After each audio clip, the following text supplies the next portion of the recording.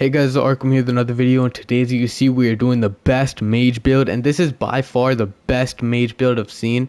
So basically this is just a compilation of every mage build you could possibly find put into one demolishing force. That is this build right here. So to get started with the weapons, we got the crystal sword plus 10, we got the Carrion Regal Scepter plus 10, and we got the Keen Short Sword with Bloodhound Step. I'll showcase all this. You might be a little confused. So to get started, the Crystal Keen, whatever the shit is, it's just a quick melee weapon you can use if you get too close to the enemy. That, like, since you're a mage, you probably want to stay medium to long distance. So you don't really want to be up close, but if you do end up getting into those close situations, you can always use this to like get a few hits in and then maybe back up with the other weapon, which is short sword with Bloodhound Step. So what this is, I'd probably most likely always have this in my right hand just so I can quickly Bloodhound Step out of a situation if I get too close to an enemy, or not even too close, because I get really close to this build. This build is a pretty close range build for a mage, but this is just basically if I'm in a situation I don't want to be in, I can just Bloodhound Step out, but that's also right there for the damage as well. So yeah, those are the right hand, and the left hand we got the Carrion Regal Scepter maxed out, and we got a lot of really good spells on this. So the first spell, we got the Adula Moonblade. This is the close range weapon I'm talking about. This is the main spell I use. 900 right there. It over time like builds up frost, and it does even more, as you see 1500 right there. So it just depends. I don't know what causes it, but sometimes it does 900, sometimes it does a lot more. I don't really know what causes that, but it just happens. So as you can see, it did 1100 on that guy. It did 700 there. So yeah, it does a lot of damage. This is definitely a close range mage build, and you won't even regret. Like, if you're good at dodging and stuff, then you'll have an easy time with this build. So yeah, that weapon, that's going to be your main spell most likely, but this is also going to be your main spell, the Stars of Ruin. Basically this is for all the bosses, all the mobs, all of that just jump for dear life. Like, if you're fighting Malekith with this build, use Stars of Ruin only, because it's incredible at tracking, and it does a shit ton of damage too. So it's just the perfect spell for Malekith, but it's also really good for other like fast, like agile bosses that you struggle on with like normal weapons. So yeah, those two are probably going to be your main two, and then these three are going to be support that if you can lean back on if you really need it. So next we got the Glintstone Ice Rag. This is basically Glintstone Pebble, but a better version. This gets a damage boost from the hat we're using, so it also, like, it does 700 to that guy, 900 to that guy. I don't really know what scales these damages, but it does a lot of damage. That's the point. 900 on the dog, 700 there. But yeah, so that's a really good, like, just quick, like, flinging a bunch of damage. And then next we got Ronnie's Dark Moon. This is basically just a better version of Renala's, or Relena's, whatever her name is.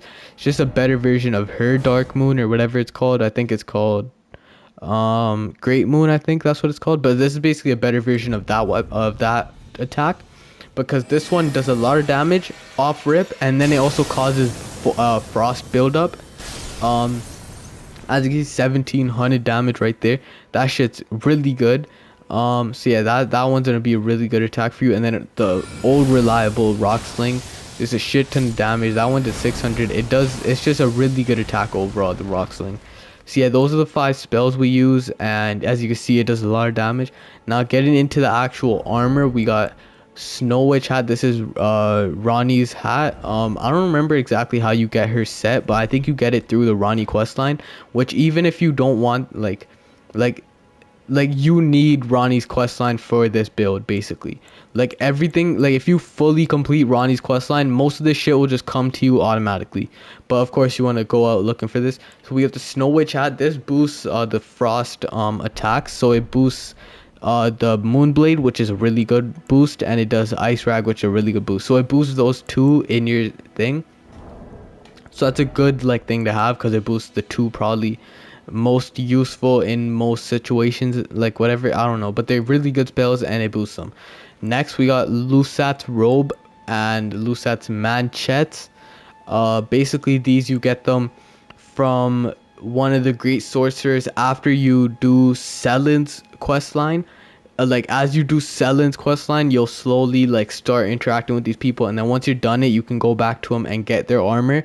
That's also how you get the ruins of a thing and the big one-shot attack, but we don't use that because I don't know. I just don't find it like that useful because it takes so long to use up, and then if an enemy, as soon as you start shooting, if an enemy moves out the way, then you're basically fucked. You wasted all your mana, so it's just not a good weapon in my opinion, like a good attack. That's why I don't have it in my like memory. But yeah, so those two, you want to use those two, just because they're really good armor for mages in general. And then finally with the old sorcerer's leg wraps, I'm pretty sure you get these with Lusat's armor because they look really similar to these two. So yeah, that's just a part of his set. And then for the talismans, we got the America sword seal because it boosts like all like the magic related stuff, mind, intelligence, faith, arcane, FP, and shit like that. So that's a really good one. Then we got Stargazer Halom, which increases intelligence. We got the Radagon icon, which shortens your casting spell, so it's quicker to cause your like spell or cast your spells, which is a really good thing.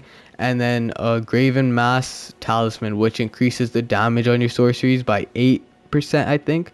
So that's a really good one. And then yeah, so now getting into the attributes, as you can see I'm level 146. Just basically round up to 150 and add the 4 extra anywhere you want. So we got 60 vigor.